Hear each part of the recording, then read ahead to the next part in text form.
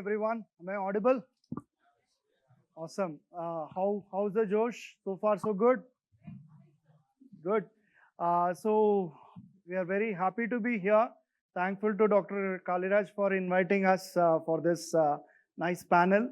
Very relevant topic, and I'm sure all my panelists will agree with me when I say, what we speak in the next 30 minutes or so is purely from our personal opinion. It's got nothing to do with that of our employer necessarily.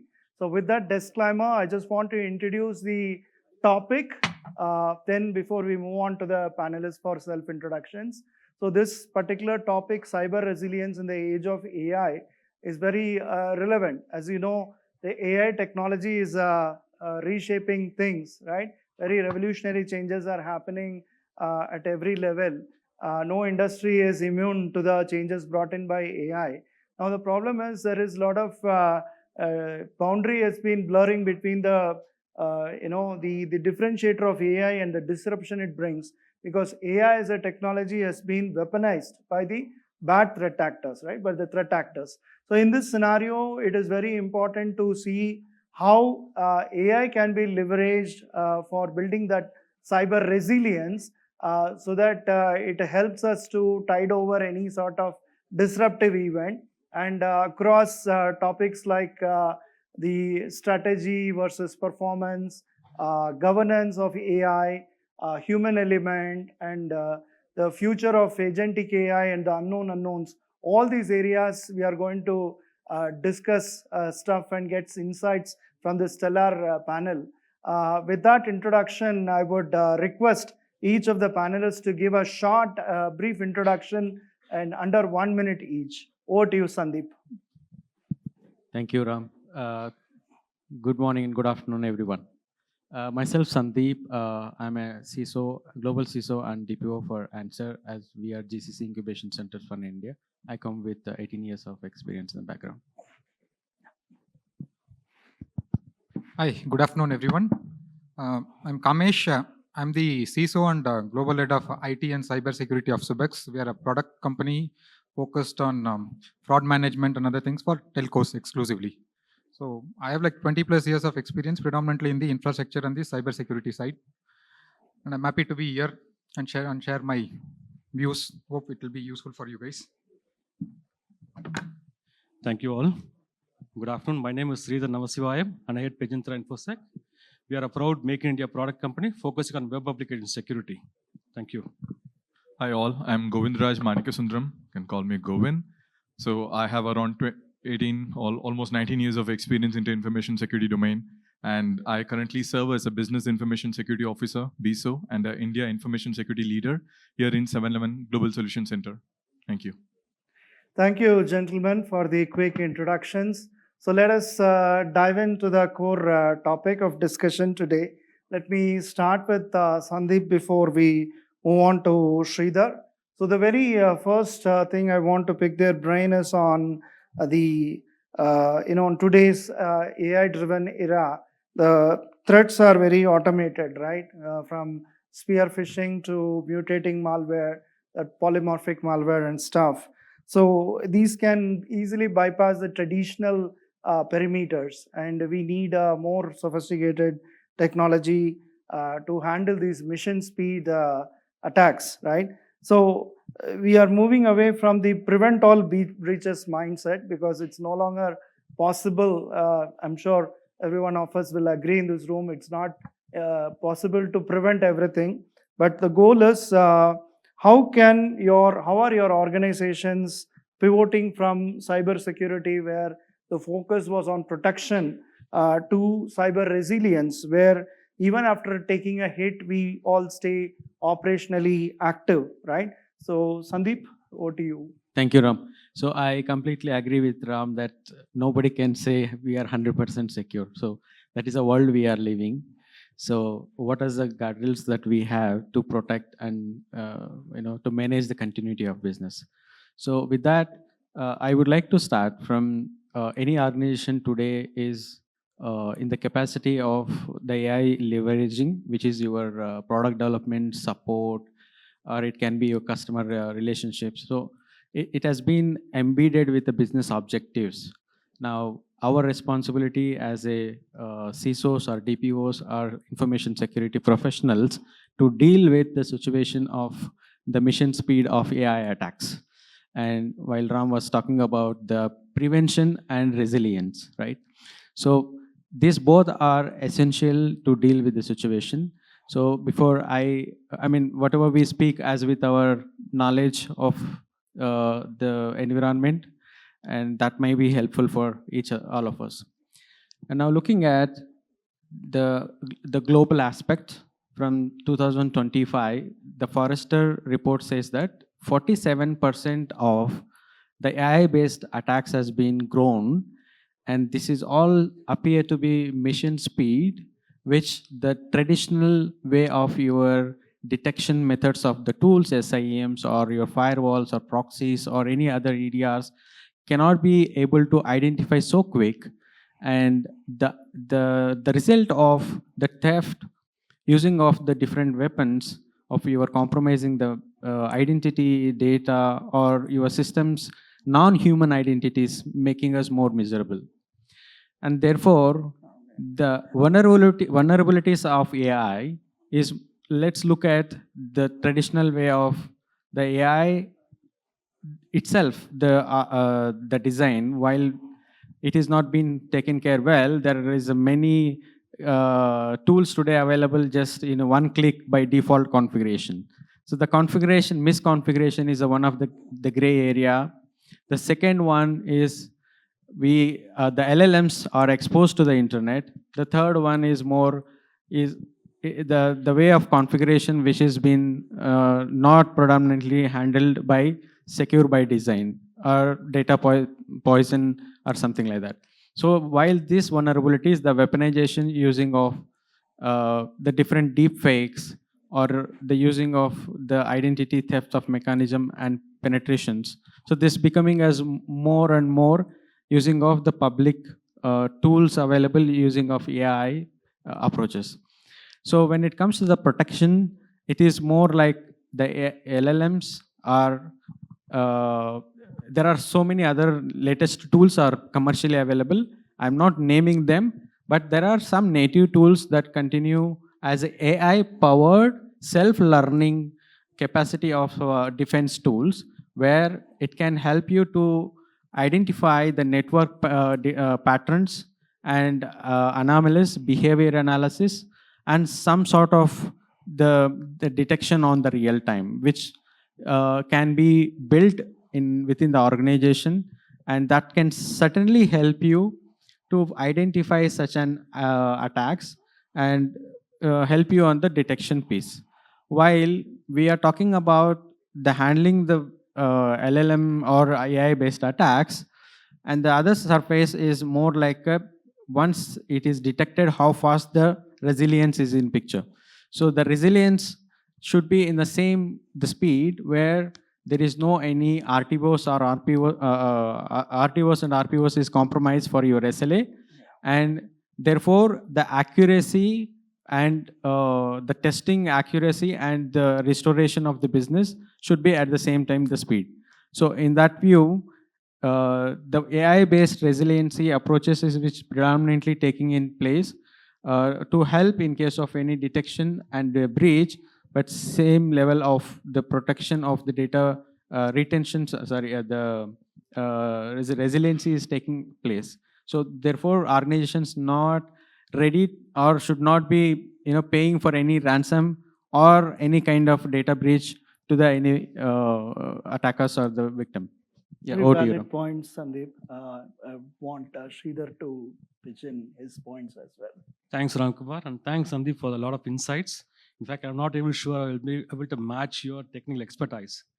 Today, right, I would not say prevention is dead, but it is sufficient. That's a question that comes up. Because why? Because today we expose a lot of things in the application layer and the web layer, because that becomes a bottleneck for every organization. If you look at the bottleneck, it's always on the top. Why it's always on the top? Because for every organization, the decision-making process happens and something comes and gets blocked in the top. Same way, The OSI layer, if you look at application layer, comes into picture, the topmost. Because that's exactly where today challenges are faced by organization. Because today hackers don't come and breach your network. They come and look at how they can log in. Okay, and how they do it, it's not by human speed. Like Sandeep said, it happens in mission speed aspects. Today, what happens today? It's not something what we expose is going to get unpatched or something. Okay, what is going to be compromised is something what we expose today and not we forgot to unpatch. Why? Because today, right, we expose a lot of assets in the internet, and if we miss out on patching that, and that becomes recipe for disaster as well. And that's exactly what hackers are looking into it. And that's where cyber resilience comes into picture. Imagine you're driving a car.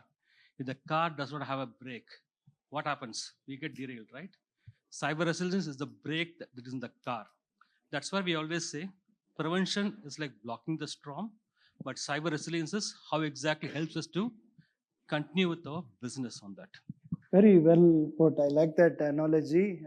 It's very good take on resilience. You can't prevent, but how you go through the storm and come out successful, because you cannot block the storm. That's a very strong point there. So Ram, moving on just to add yeah, on, want to you know, add? because this morning I was reading an article about the Iran and US ongoing. So the topmost was very basic one. What the threat actors from Iran are focusing on, just scan the basic internet, get the basic ones about which ones which were exposed in internet or not patched.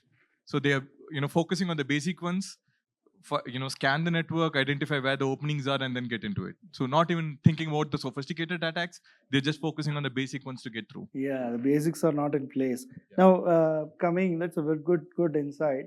Now we are switching gears to the human element, right? We are in the era of AI deepfakes.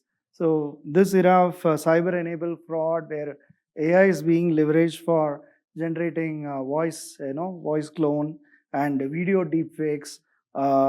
These have overtaken ransomware as the most serious concern for CISOs last year, right? So that way, the technology is being misused to cheat people or create false narratives or misinformation campaign. We have seen in Operation Sindoor also how AI fake videos and misinformation were coming out, right? While during the Kumbh Mela, we were giggling and having a smile in our face when we saw all world leaders like Trump and Elon Musk and Putin taking a dip in the Ganges. But it is not the same when it comes to serious stuff, where AI generated deepfakes can have devastating role in spreading misinformation and also committing cyber crimes and stuff like that. So in this scenario, I would want to ask Govindaraj and then move on to Kamesh on how you are using technology to harden the human firewall. End of the day, the people are very important. Unless people are having that awareness and they act as your first line of defense when they see such stuff.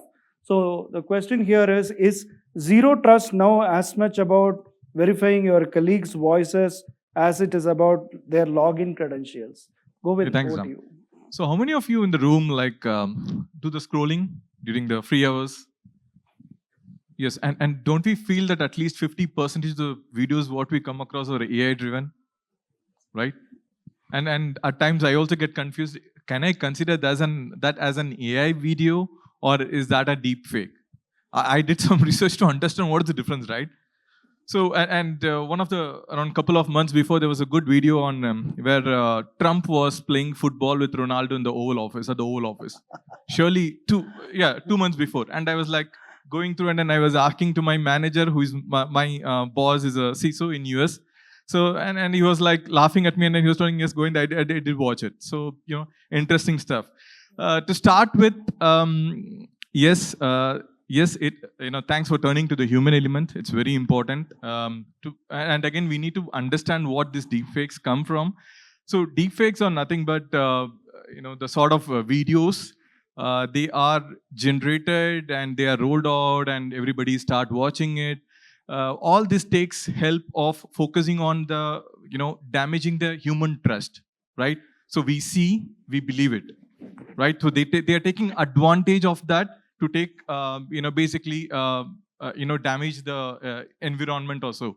So that being said, the first area which I would like to start with an example, because the first, let me start with the statistics.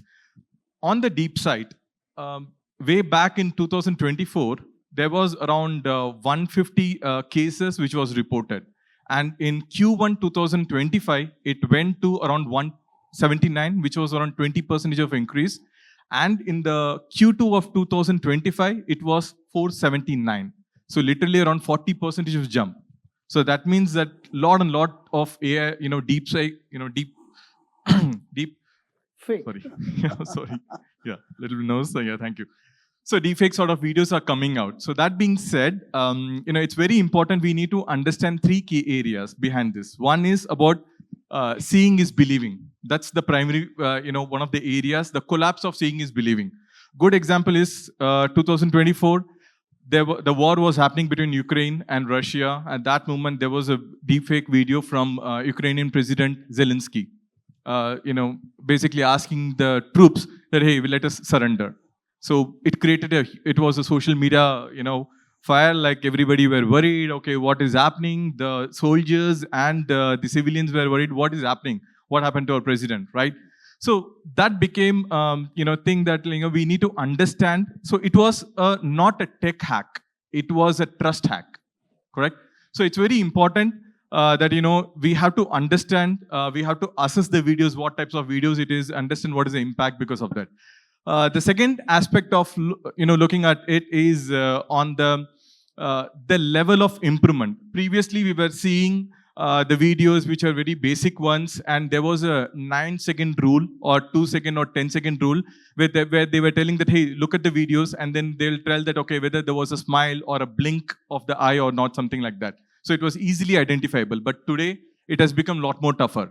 A good example is we have a lot of tools in the public for video and audio. We have a tool called as Deep Face Labs. We have tools like Stable Diffusion. We have tools like which are all available in public in internet for anybody to create or video or audio or deepfake videos easily to make basically people fall out of it. So as we have the tools to take care of it, we also have threat actors to take advantage of it, right? Yeah. So that being said, and again, it also comes with the human factor. For example, today, if my boss calls me and tells me, hey, I'm going to go for a board meeting, is it possible for you to send me a quick snapshot of top 5 insights over a WhatsApp? It happens. If someone calls me and tells me, yes, I might do it. We also do it. We do lots of talking over WhatsApp. And one more area of insight is that way back in 2024, there was a Hong Kong bank heist. So it was all very basic ones where there was a video, audio call to a particular finance team by a executive telling that, hey, my son, the message played like this, that my son needs, medical emergency help. Would you be able to do a wire transfer of 23 million? And the finance team did not think twice. They thought, okay, the voice was as same as my boss. He went ahead and processed. They did not follow the basic security checks of validating, yes. We always do it, right? We have a multi-checks, we have a MFA, everything is there. They did not do that. They went ahead and then they processed. And by the time they realized, the money was gone. So again, in this aspect also, if you see, they take that human emotion part of it and they take advantage of it. And again, the last one which I wanted to highlight is on the human-centric training. Yes, it's very important. Previous were the days where we used to give this 9-second rule and all those things. Now it has gone to one step. So people are being requested to do the multi-channel verification. For example, wait for a text or a phone call to validate whether that particular message is authentic message or not. So all these things are there. So yeah. Thanks. One important thing, last but not least, it is very important as a takeaway message that we should ensure that the people are empowered with skepticism, skills, and habit to ensure that we are able to keep them, avoid such sort of attacks. Thank you. Great points. Yeah, Kamesh, over to you. So while Govindaraj just covered almost everything. So in fact, like one example I remembered was like the Hong Kong one only. So I just want to add few points to it, like which is like, say, when it comes to governance, human element and other things, right? So we always have a paranoia telling like, we have to buy new tools because new threats are coming and all those things. But when it comes to the governance, as well as the governance means I'm telling process as well as the people, we don't invest too much on those things. Okay, we always worry about like, oh, the new zero-day attacks is going to come. Hey, this one, which tool is coming next? That tool will solve. A tool can solve only so much. What is more important is like, how are we empowering our people for it? Like, say, in terms of the deep fakes, another thing, right? That Hong Kong story was like telling like a guy transferred like a junior a finance team member transferred 25 million, and it was like in batches of 200 to different accounts. And people are asking why he has not followed the process, telling like nobody has raised a Jira request, all those things. But imagine like what is happening now is like these deep fakes, they're just coming and attacking the human trust. Okay, it's like the trust factor they're attacking. They're not attacking the system directly now. They're not even trying to get into like which system, another thing. They know like if I attack a person like who is like finance team or a SRE or like a DevOps person with some emotional things, he will fall for it, and there is no need for me to do any of those things. He will only like give it to me. That's what is happening right now.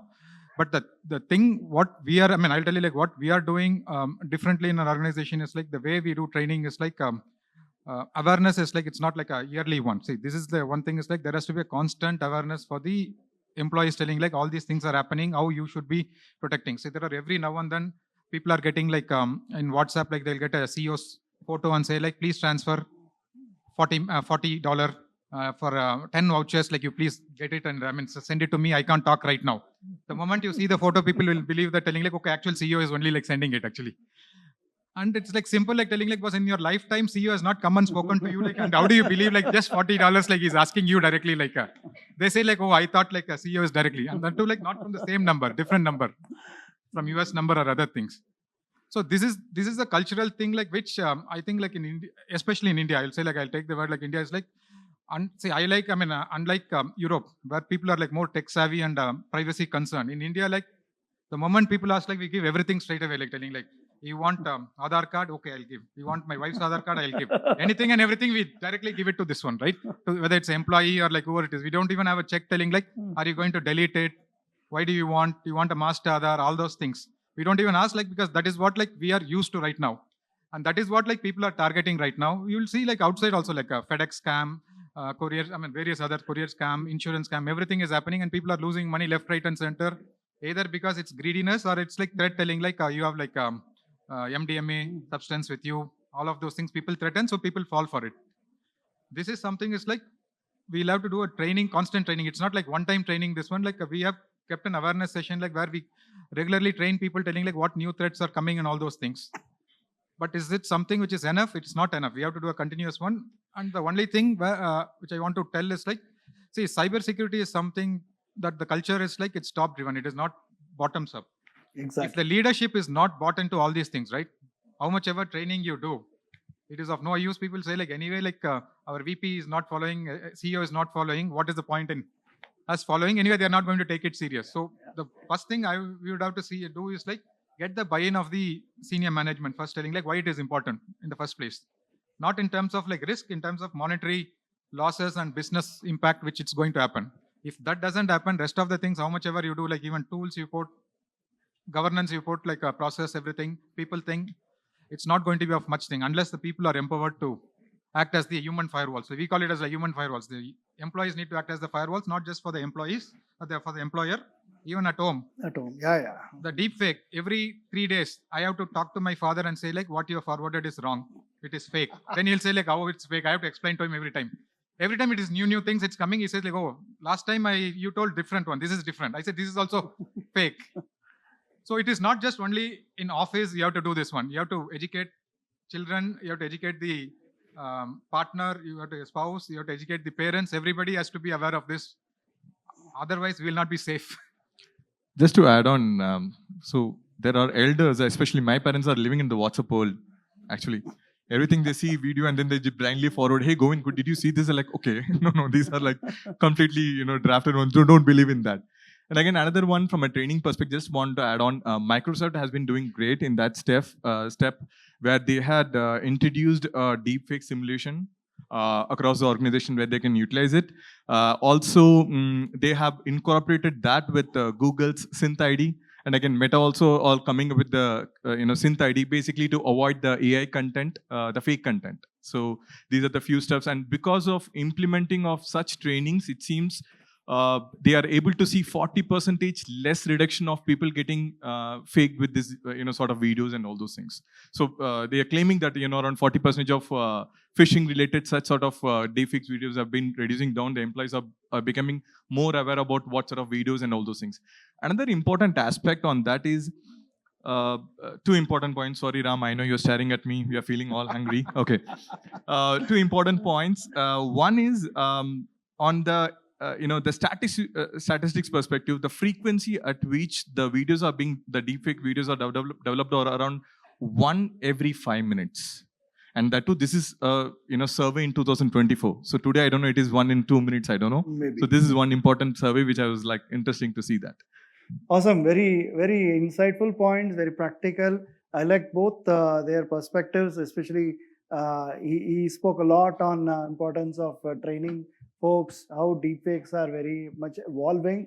And Kamesh also spoke about the business email compromise where CEO sends a voice note or a WhatsApp note, and it looks very believable, right? With all the voice cloning technology, frauds can be perpetrated by these threat actors, right? So I know we are the only panel between you and the lunch, but please stay on with us for another 10 minutes. I assure you, we'll wrap up in another 10 minutes, then we'll break for lunch. Quickly, we want to move on to the governance space. So I will start with Kamesh and then move on to Sandeep.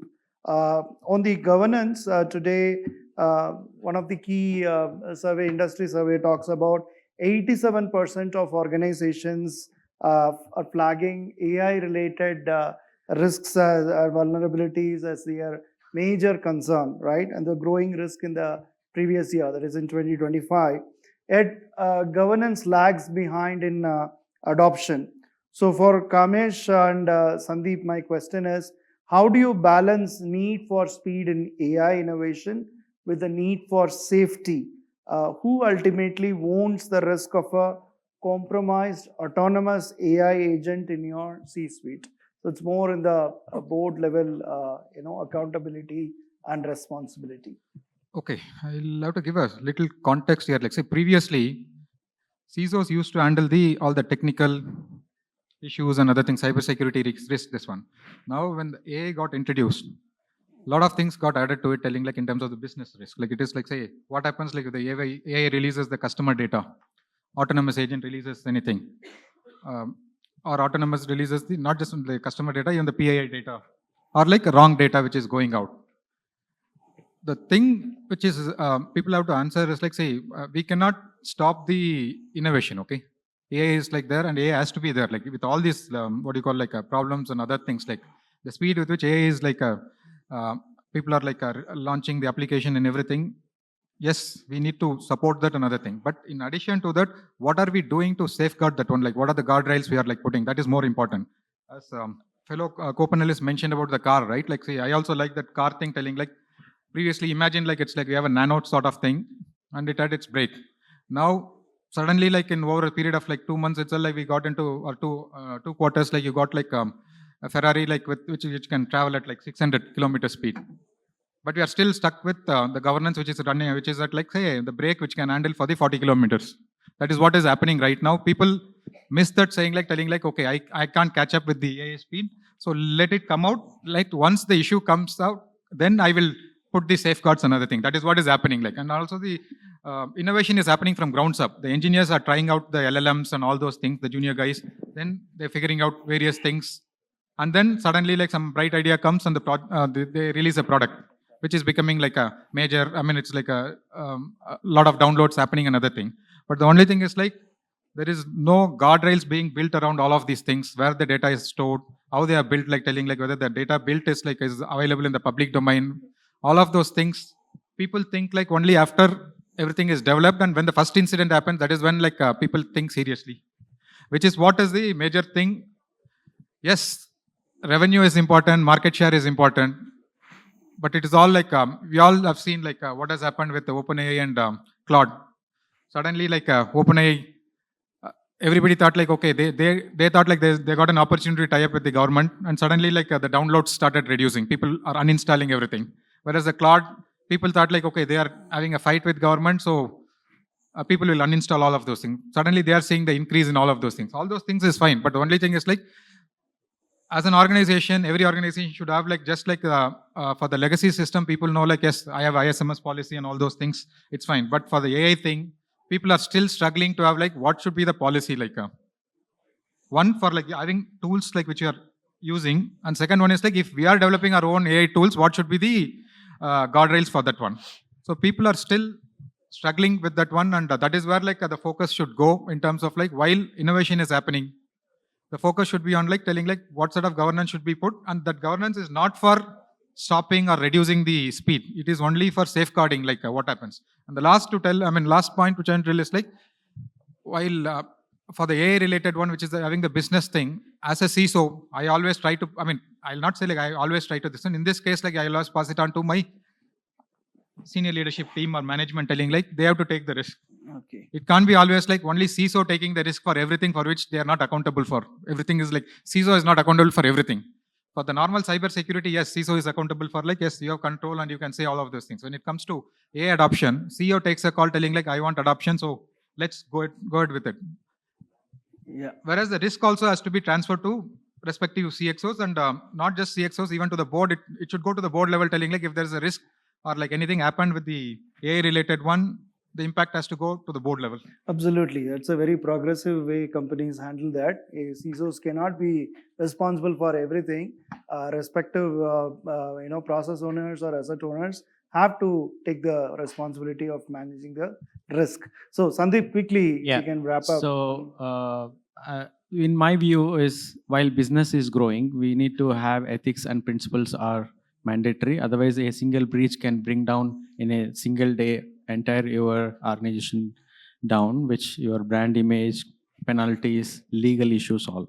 So which means the speed, along with the speed, your ethics and compliances is matters. And while I want to just quickly say three words, which is one, secure by design is approach one, is very important. And second thing is follow the AIMS or the AI frameworks, which is globally now strictly followed for Europe and US and other regions, UK now, which regulatory driven approaches for AI as well. And the third piece is more on the compliance and risk. So the Ram was asking about the who should own the risk. My straight answer, it is depends on the org structure, but whereas largely for any organization, CEO and the board is the first the risk owners, and the second layer is where the CISO, DPOs, and as a point of contact, and rather this is kind of a the layer, second layer of responsibility. The third one comes is the business owners. So if it is a HRMS, it is a CHRO, if it is a business from the marketing and etc., is a marketing head. So it depends on the BU head, which they collect, process, store data, or manage their entire ecosystem, is the third angle. So we need to align this and ensure that the risk owners, along with your EDRs, enterprise risk management, is framework is driven. Over to you, Ram. Well put, Sandeep. So in the interest of time, we would want to close this with one wrap-up question. It's kind of a takeaway. We will focus on the future of AI, specifically agentic AI and the unknown unknowns, right? So looking ahead of the rest of 2026, as we move forward, agentic AI that can take actions autonomously, right? That's a way the technology works. So what is one black swan event? I would want all of the distinguished panelists to take a moment, under 1 minute each of them, in one line preferably. If they can give us an insight, a key takeaway, it would be well appreciated. So what is the one black swan event or a cyber risk that keeps you up at night, right? And what is the first step as a CISO you would take to tomorrow morning to prepare for it. Let's start with Govind. Thank you. Just think about a scenario about a compromised AI agent, which is having across our access to our environment with a non-human identity. So think about the impact it would create if it has been compromised. So citing that, I would focus on inventorizing all the agentic AI and then try to come up with 3 areas, aspects of it. One is high critical ones, where I would always request to ensure that the human in the loop is there to validate for the critical transactions. For example, if it's a banking transaction. So, for example, low risk, a good example is in terms of a script file or any sort of automation, we can allow it. But in case of any critical sensitive transactions, it's always better that human in the loop is involved to ensure that validate and close it out. So yeah, that's it for my Awesome. Thanks. Yeah, Sridhar sir. First, today, right, because of the AI and AI security aspect, the threat has gone from human speed to machine speed, like what Sandeep said. And that creates a lot of impact from the revenue perspective itself, because if an application is down or if any challenge happens to an AI-based attack, how we can recover it, how fast we can be more reactive and adaptive.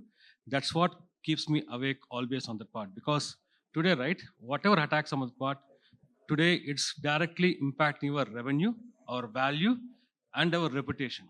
How we can ensure we can keep it intact. That's what the biggest challenge we look into it. How exactly we keep it intact. That's what we also focus on. Thank you. Kamesh. I have no new points. The only thing, as Govindaraj said, one is autonomous one, right? So we are not at reached that stage like where we can allow the AI to take a decision, especially on the critical things like financial transactions or changing the policy, security, configurations, few of those things. Like we shouldn't allow it, and that should be a human element. Human has to validate before it is allowed. Whereas for the small things like which is does not have like major impact, yes, we should make use of the AI one and then see that okay, how many times it is doing fine and is there any mistake, hallucination, all of those things like we have to see. But for non-critical things, Yep. And it's for a risk which organization has to take it, and CISO's job or like CIO's job is to ensure that these risks are communicated properly to the CEO and others. Otherwise, they will not know when to allow and when not to allow. Somebody has to flag all of these things, and that is the role of the CEO. Is like CEO, CIO, or the CISO's role is like to act as the gatekeeper and give these are the risk, and the risk is like quantify the risk, telling like in terms of high, medium, critical, as well as what is the business impact to it, Awesome. Yeah. so that they can take the call. Well, So one fun factor, you told everywhere AI, right? I went to another day I went to a shop looking for air conditioner. Even there is AI.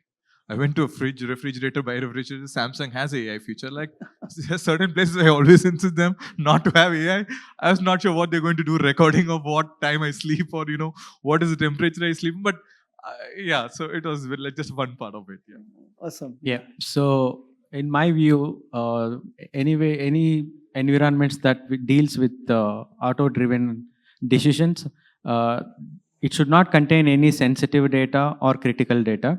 So that should be very generic informations that communicate either it can be publicly notified or informed, or it doesn't create any damage to the organization or in per se for the business. So in that way, the environment we build should be more tested, validated, and approved, and we have continuous governance towards it, or which is using of human and then the tools, whatever guardrails. So in that way, the risk quantification is become a zero for me, because I'm not exposing or I'm not driving any automation details which can cause my business interruption or the risk. Over to you, Ram. Thank you, Sandeep. I'm sure you all will agree with me. This panel is very enthusiastic, very passionate in sharing their insights. I always believe that instead of reading 100 books or 500 books, one conversation with leaders who are practitioners, who are been there, done that, their experience and insights will give us a lot of new perspectives. A 1 hour conversation with a very wise person would give us a lot of insights rather than reading from 100 books. But of course, I'm not belittling reading habit. But what comes very clear is their passion, their enthusiasm, The insights they shared will definitely help us in getting new ideas, new perspectives in our quest to protect. So all these points that we spoke about, the strategy, protection versus resilience, the human element, right? The hyper realistic deep fake campaigns or phishing campaigns. Earlier, we used to say these are all the red flags when you look at a phishing. Today, phishings are very hyper realistic, near perfect. We can't distinguish between what is a fake and a real email, right? Fake phishing campaign email. So this kind of scenario and how cybersecurity looks at AI, how we can leverage AI technology for bolster the cyber defense, and how this has become cyber risk management has become a enabler, business enabler in the era of AI powered attacks, right? All these points are very valid. I'm sure we all had strong takeaways. So with that, I would want to thank all the panelists for taking time and sharing their insights. Thanks to you for all being a very patient audience. I know we are just one step away from our lunch. And also thanks to Dr. Kaliraj and team for having us here. So thank you once again. Yeah, let's go. Yes. Yeah, if we have time, we can take a couple of questions. Keep it short and to the point. Yeah.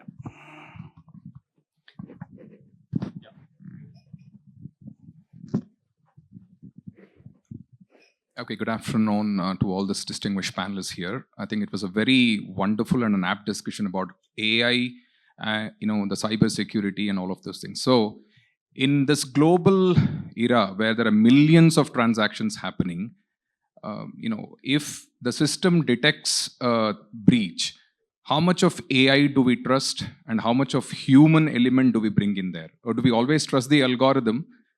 And when is it that we bring in a human?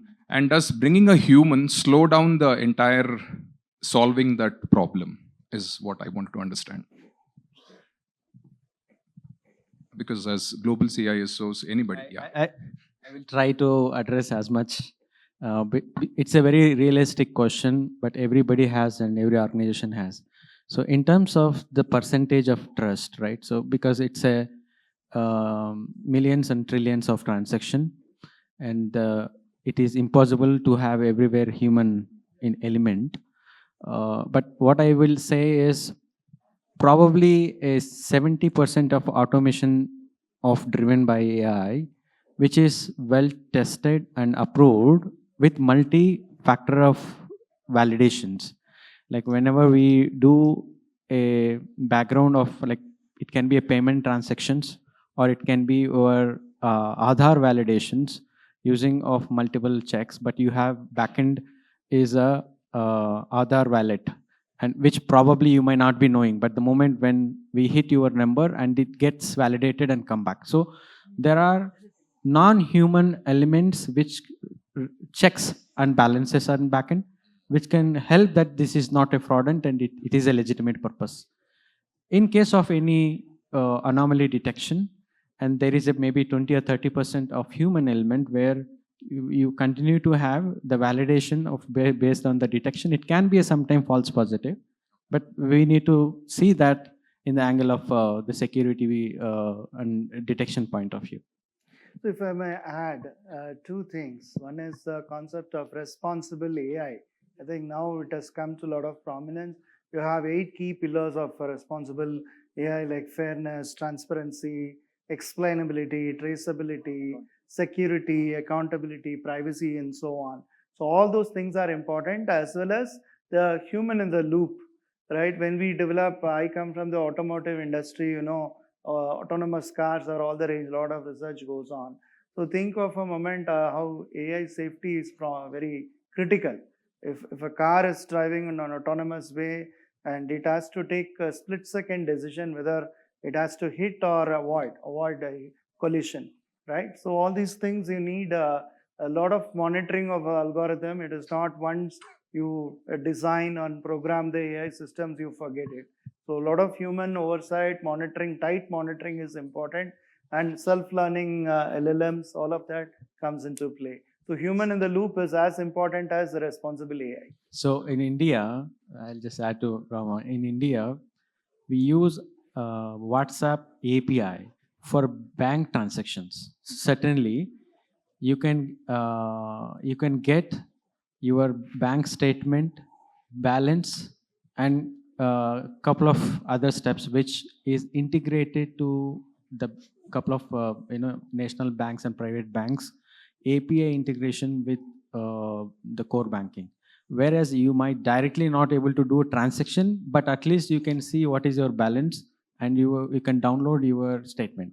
So the automation today in India, even the digital transformation is took one step ahead while dealing with the system accuracy, accountability, and your valid, as Ram mentioned, all the 7 pillars of validation.